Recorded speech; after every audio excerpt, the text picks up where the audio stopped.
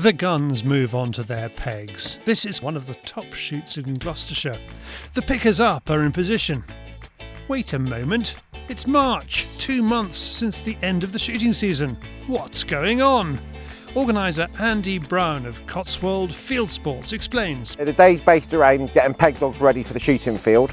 So we've run them through the training with Cotswold Gundogs, which is my other company, where we get them introduced to shot, get them steady, with gun handling, mounting and dismounting, yourself picking up birds around your peg before releasing the dog to pick up the birds you don't want to pick up yourself. We'll fire a volley of clays, guns will shoot them, and then basically whilst the shoot's going on, we place dummies around the area behind the dogs, and then when the drive finishes, the guns will pretend to pick up birds around them and then release the dogs to pick up the dummies to simulate the birds behind them basically. So we're trying to teach the etiquette of a shoot day from peg dog perspective.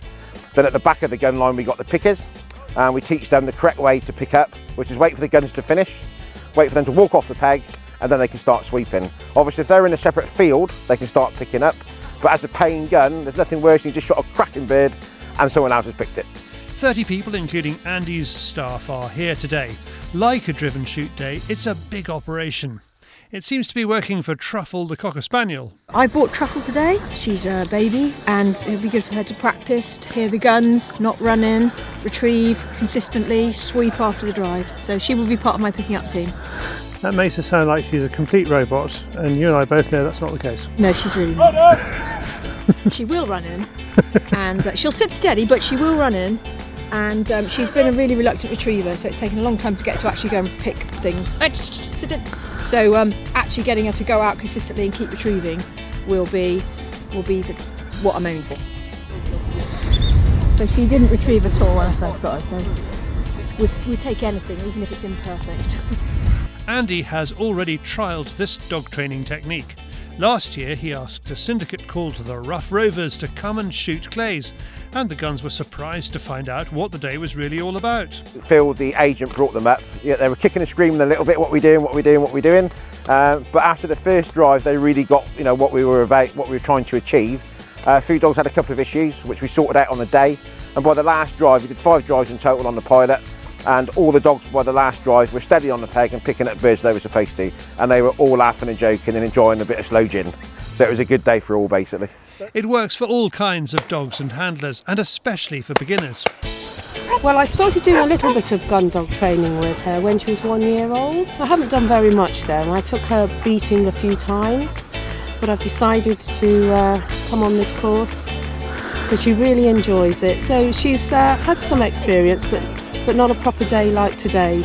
But she got one at the end. She did, yes. I was very pleased. She's starting to listen through the excitement, so we just persevere, and she loves it. Cotswold Fieldsports is getting the message out there and is advertising on new website Sell Your Shooting. Andy has invited Sam from the website to shoot today. It just gives Sam a chance to see what we do. So when he tells people about us, he's actually been here and he's seen it for himself. I'm a great believer in people coming to see what they're paying for. Yeah. Sell Your Shooting launched at the start of the year, and it does much more than what it says on the tin. It's a notice board, it's a marketplace, it's the opportunity to, if you're looking for a job, if you just want a single peg somewhere, if you've got a product to sell, if you've got a service. I'm here at Cotswold Fieldsports today with Andy. He's invited me along to see what they do.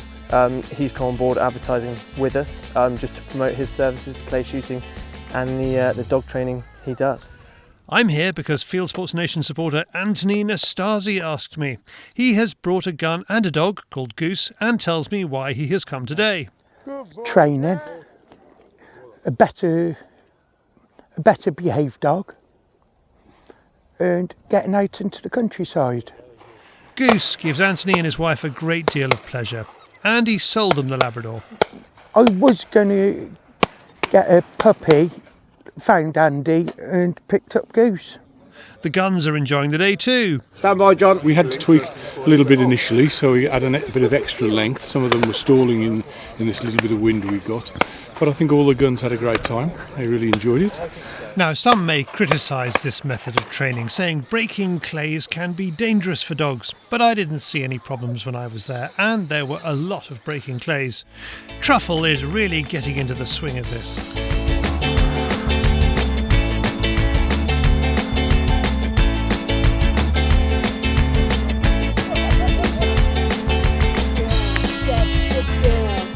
done truffle.